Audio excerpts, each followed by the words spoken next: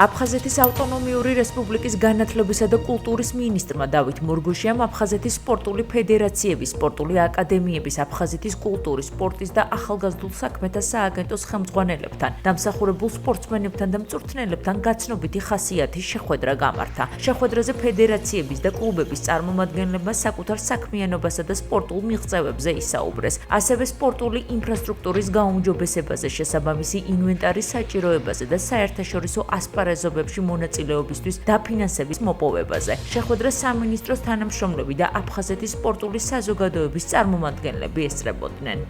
გაიმართა შეხვედრა აფხაზეთის სახელით მოასპარეზეს სხვადასხვა სპორტის სახეობის წარმომადგენლებთან. პირველ რიგში იყო ეს გაცნობითი ხასიათის შეხვედრა, ვისაუბრეთ არსებულ პრობლემატიკაზე და მათი გადაჭრის გზებზე. რა თქმა უნდა, გათვალისწინებული იქნება ზრდა თანხების, რათა თითოეულმა კლუბმა მიიღოს საჭირო სახსრება. ჩვენ წლებია ვმუშაობთ სამინისტროსთან, წლებია ვაკეთებთ ჩვენს საკეთებელს, ვახცევთ რაღაც შედეგებს, საკითხების გადასაწყვეტად კიდევ და კიდევ აუცილებელია ხალხთან ურთიერთობა, როგორც დღეს, როგორც დაიწყო პირველი შეხვედრით და იმედია ასევე გაგრძელდება. ძირითადი პრობლემა რაც არის ბიუჯეტი, არ აქვს საკმარისი ბიუჯეტი, რომ გუნდმა მიიღოს სრულყოფილად ეროვნულ ჩემპიონატში მონაწილეობა, ასევე საზღვარგარეთი ასპარეზოს.